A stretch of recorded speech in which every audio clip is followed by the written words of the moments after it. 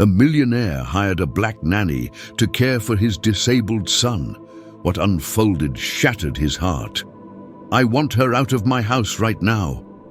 Victoria's furious voice rang through the grand halls of the mansion as she pointed an accusing finger at Maya, who gently held Michael in her arms. "Did you see her going through the office drawers? Who knows what else she's stolen since she arrived?" she barked.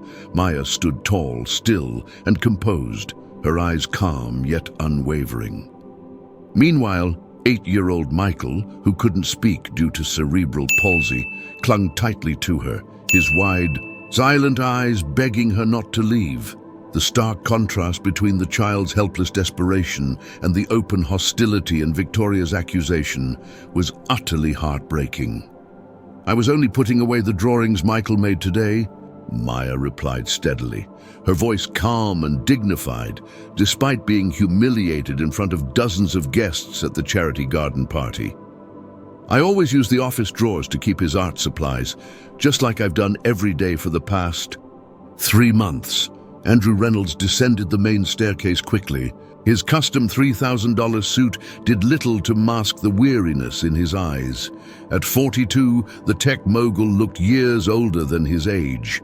The death of his wife, Rebecca, during Michael's birth had left a shadow that never lifted from his face.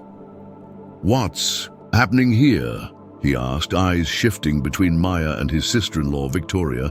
"I'm finally proving what I've been saying all along," Victoria said with a satisfied smile, adjusting her pearl necklace as if preparing to deliver a formal statement. "Your so-called perfect nanny was rummaging through your office. God only knows what else she's taken." Andrew glanced at Maya, his eyes catching sight of his son wrapped tightly around her like she was his lifeline. It was the first time in years that Michael had shown this kind of emotional attachment to anyone.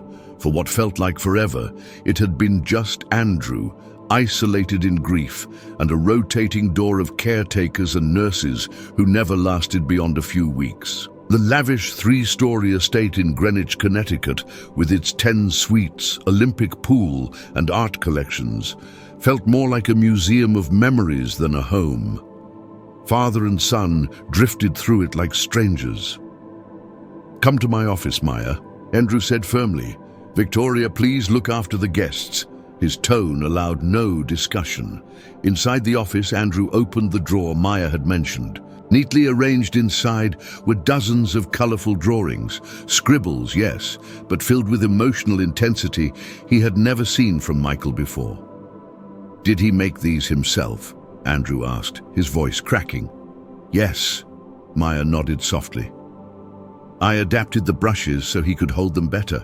Today, he used red for the first time. He's always avoided that color." Suddenly, a memory flooded Andrew's mind. Rebecca had loved red. She wore it the night they met. It was the color she'd chosen for the nursery, one she never got. "To see, he remembers," Maya continued gently. "Michael has memories. He understands more than people realize." 3 months ago, Maya Hampton had arrived for her final interview. Every other candidate had been dismissed or given up. Andrew remembered her entrance. No flashy brands, no designer shoes. Just a calm, composed 34-year-old woman with an extraordinary resume in special education. What caught him most off guard wasn't her qualifications. It was the moment she entered and, without greeting anyone, crouched to Michael's eye level and said, "Hi, champ, I'm Maya. Can I sit with you?" It was the first time in years Michael had focused on someone, really seen them with curiosity. Victoria, Rebecca's sister, never accepted Maya. Her disapproval was never subtle. "Is it really wise to have someone like her around Michael?" she had whispered during Maya's first day. "Think of the family's image." But in the months that followed, something incredible began to happen, something Andrew thought was impossible. Michael started responding. It began subtly. His gaze lingered a bit longer, a fleeting smile. Then came purposeful movements, efforts to communicate, even small sounds, ones Maya seemed to instinctively understand. "You don't need to explain," Andrew said quietly. "I know my sister. I know why she's doing this, and it has nothing to do with office drawers. Maya hesitated for a moment, then added something that made Andrew pause. This isn't the first time I've been in this situation, Mr. Reynolds, and I'm certain it won't be the last. There was something in her eyes, something unshakable, a quiet resilience. Andrew found himself wondering, what had this woman been through? How many wealthy, judgmental families had tried to push her out? And why, despite it all, did she keep choosing children like Michael, when she could easily choose a more comfortable life? Out in the garden, laughter floated in the air. Victoria poured wine and passed around empty smiles. But something shifted. In Andrew's heart, for the first time in years, he saw the truth within his home. He felt pain, not just for Maya, but for his own failure to see what his absence had allowed. This story of prejudice, healing, and the extraordinary connection between a broken father, his silent son, and a brave nanny reminds us how judgment blinds us and how love in the most unexpected form can heal even the deepest wounds. If this touched your heart, subscribe to see how a single unfair accusation will become the spark for a transformation no one ever expected. That night, after the guests had gone, Maya returned to her small room at the back of the mansion. Sitting on the edge of her bed, she opened her notebook and carefully wrote, Day 94. Michael used his communicator to choose his clothes today. He held eye contact for 47 seconds. A new record. Page after page, Maya documented every small victory. Each one mattered. Then, without warning, the door swung open. So this is what you do when no one's watching. Write about us. Victoria snatched the notebook from Maya's hands. It's a professional journal. I'm tracking Michael's progress, Maya replied calmly, taking it back with surprising firmness. It's part of the protocol. I explained that to Mr. Reynolds. A nanny with scientific methods. How pretentious. I have a degree in cognitive neuroscience from Columbia University, Maya said, her voice steady. I'm not just a nanny.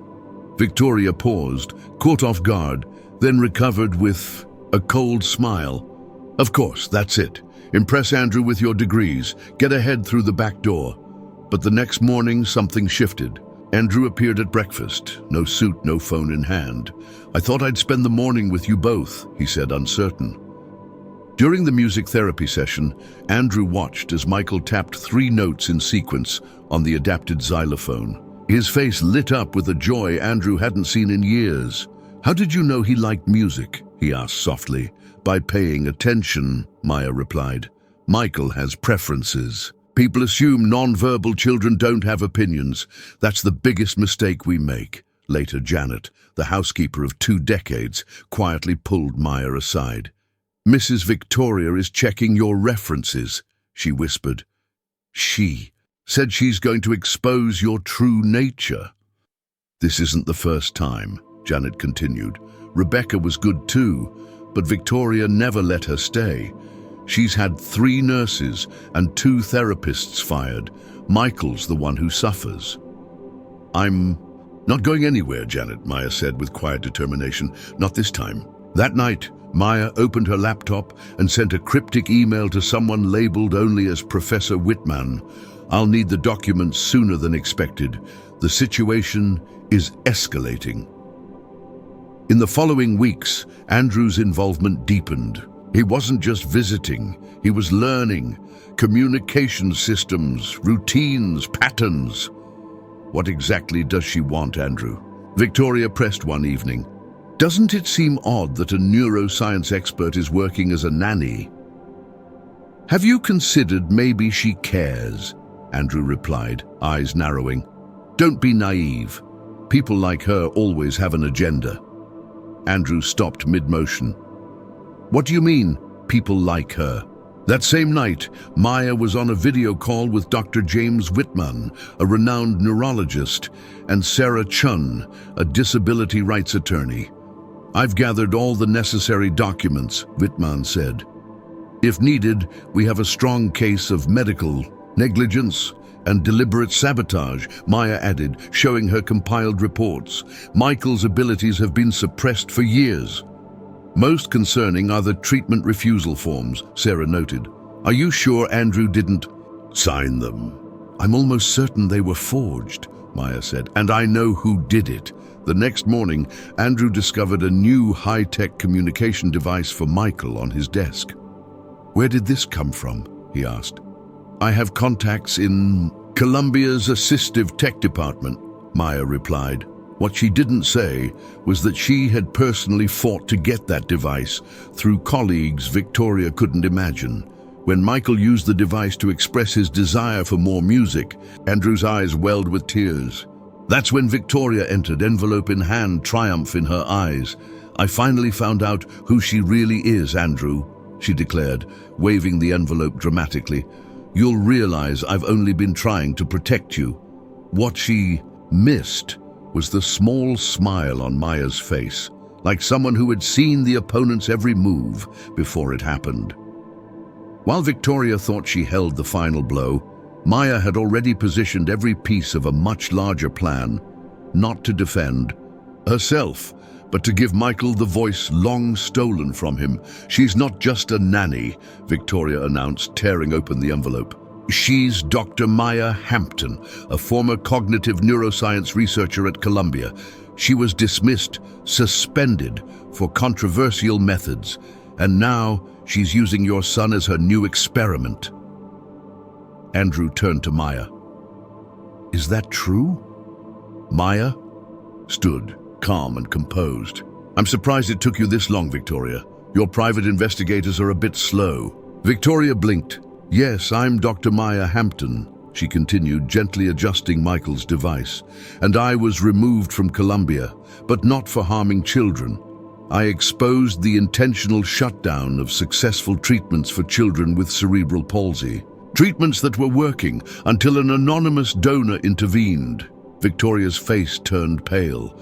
Andrew, may I use your computer? He nodded, uncertain. Maya inserted a flash drive. On the screen appeared evidence, emails, reports, recordings, real data. Andrew leaned in, reading carefully. She's been faking consent forms, Maya said quietly, blocking therapies, and Michael has paid the price. Andrew looked at his son, now actively engaging, smiling, communicating, and then at Victoria. You said you were protecting us, he whispered, his voice cold. But from what exactly? Victoria had no answer, and Maya, she didn't need to say anything more. She had already given Michael what no one else could, a chance. I found these while organizing the office, Maya explained. They're treatment refusal forms, all signed by his father year after year. She enlarged one of the signatures. Is this your signature, Andrew? Andrew examined the form. His face turned cold. I've never seen these before. Because you never signed them, Maya said calmly. For years, someone deliberately denied Michael access to treatments that could have transformed his life. Victoria stepped back in disbelief. This is outrageous. She's making this all up.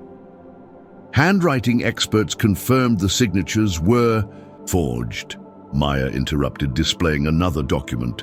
And the donor who mysteriously ended my research at Columbia University, it was the Bennett Family Foundation. Victoria's last name lit up on the screen. Victoria? Andrew's voice turned sharp. Why? Because if Michael improved, she would lose control. Over you, over the estate, Maya explained. Isn't that right, Victoria? That's ridiculous, Victoria snapped. Andrew, can't you see she's manipulating? She was cut off by a mechanical voice. Victoria, lie. Everyone turned. Michael was tapping his communication device furiously. The voice echoed through the room again. Victoria, lie. This device records his daily thoughts and conversations, Maya said softly. Michael has heard everything, even what you thought he couldn't understand. Andrew knelt beside his son. Michael, do you know what's going on? Michael tapped. The screen again. Always. I understood everything. Victoria stumbled toward the door, her confidence shaken. He doesn't have the capacity. That's exactly the point, Maya replied. He always had it. You just made sure no one knew. Just then, Janet entered carrying a box. The documents you asked for, Dr. Hampton. What are those? Andrew asked. Original medical records listing the therapies recommended for Michael since birth, Maya explained. Janet saved them when Victoria ordered them destroyed. Janet nodded. Mrs. Rebecca wanted her son to have every chance. I couldn't stand by and let the truth be buried. Andrew flipped through the pages. His expression shifted from shock to rage. Years of stolen opportunities, of pain that could have been prevented. And today, Maya added, Columbia University is resuming my research, now backed by the top neuroscience foundation in the country, the same research Victoria tried to stop. At that moment, the front door opened. A group of professionals in suits walked in. Leading them was Dr. Whitman, followed by executives and journalists. The Hampton Project for Assistive Communication has received full federal approval, Whitman announced, and our first official ambassador is Michael Reynolds. Victoria, cornered and exposed, erupted. She's an opportunist, a parasite, a black woman with 3 PhDs who created technology that gives children like Michael a voice. Andrew cut in. And you tried to silence that voice. Cameras flashed. Journalists captured the moment. Michael with his device, Maya standing, proud beside him, and Victoria cornered in shame. Then Michael's device voiced one final message before the press was allowed inside. Maya, stay home. And as Victoria stood watching her lies unravel, a single question lingered in the air. How do you rebuild a family when the truth finally steps out of the shadows?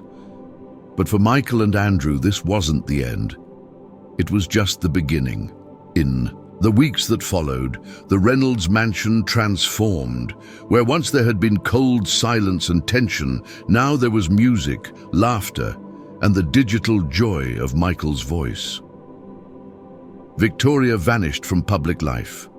Her name was removed. From the Bennett Foundation, charity invites stopped arriving. Her attempt to sue Andrew for defamation collapsed under the weight of forged documents. A judge not only dismissed the case, but recommended a criminal investigation for fraud. She's in Miami now, Janet remarked one morning, pouring coffee. Sold the house, trying to start over where no one knows her. Some people run from shame, Andrew replied as he helped Michael with his new feeding system. Others face the consequences and change. But the most profound change came in Michael himself. This device records his daily thoughts and conversations, Maya said softly. Michael has heard everything, even what you thought he couldn't understand. Andrew knelt beside his son. Michael, do you know what's going on? Michael tapped the screen again. Always. I understood everything. Victoria stumbled toward the door, her confidence shaken. He doesn't have the capacity. That's exactly the point, Maya replied. He always had it. You just made sure no one knew. Just then, Janet entered carrying a box. The documents you asked for, Dr. Hampton. What are those? Andrew asked. Original medical records listing the therapies recommended for Michael since birth, Maya explained. Janet saved them and when Victoria ordered them destroyed. Janet nodded. Mrs. Rebecca wanted her son to have every chance. I couldn't stand by and let the truth be buried. Andrew flipped through the pages. His expression shifted from shock to rage. Years of stolen opportunities, of pain that could have been prevented. And today, Maya added, Columbia University is resuming my research, now backed by the top neuroscience foundation in the country, the same research Victoria tried to stop. At that moment, the front door opened. A group of professionals in suits walked in. Leading them was Dr. Whitman, followed by executives and journalists. The Hampton Project for Assistive Communication has received full federal approval, Whitman announced, and our first official ambassador is Michael Reynolds. Victoria, cornered and exposed, erupted. She's an opportunist, a parasite. A black woman with 3 PhDs who created technology that gives children like Michael a voice, Andrew cut in. And you tried to silence that voice. Cameras flashed. Journalists captured the moment. Michael with his device. Maya standing, proud beside him, and Victoria cornered in shame. Then Michael's device voiced one final message before the press was allowed inside. Maya, stay home. And as Victoria stood watching her lies unravel, a single question lingered in the air. How do you rebuild a family when the truth finally steps out of the shadows? But for Michael and Andrew, this wasn't the end. It was just the beginning. In the weeks that followed, the Reynolds mansion transformed. Where once there had been cold silence and tension, now there was music, laughter, and the digital joy of Michael's voice. Victoria vanished from public life. Her name was removed. From the Bennett Foundation, charity invites stopped arriving. Her attempt to sue Andrew for defamation collapsed under the weight of forged documents. A judge not only dismissed the case, but recommended a criminal investigation for fraud. She's in Miami now, Janet remarked one morning, pouring coffee. Sold the house, trying to start over where no one knows her. Some people run from shame, Andrew replied as he helped Michael with his new feeding system. Others face the consequences and change. But the most profound change came in Michael himself. Months later, the Michael Reynolds Center expanded to 3 additional states. Michael's story inspired new laws mandating early evaluation for children with communication disabilities. Victoria, finally humbled, sent a letter of apology. Andrew replied not with words, but with a scholarship donation in her name for Black neuroscience students. A quiet reminder that redemption comes through action. At the wedding held in the mansion's garden, Michael surprised everyone again. With poise, he delivered a speech using his device, one he had secretly practiced for weeks. Maya taught us that sometimes we need help finding our voice. Dad taught us it's never too late to learn to listen. Together they showed us that family isn't who looks alike, but who loves alike. Under the twinkling garden lights, Maya and Andrew danced while Michael watched, a radiant smile lighting up his face. The mansion, once heavy with grief, now pulsed with hope. A black woman once judged unfairly had not only earned her place, she transformed lives, reshaped a family, and built a legacy. Because behind the barriers of privilege, silence, and prejudice, there's always the possibility of connection and a deeper kind of transformation. This story began with wrongful judgment and silent battles. It ended with a legacy of voice, vision, and love. If this story moved your heart and made you reflect on how society often overlooks quiet brilliance, subscribe to Silentshift Stories, where every untold voice gets heard and every silent hero finds their spotlight, because sometimes the most powerful stories aren't shouted, they're whispered, and they change the world.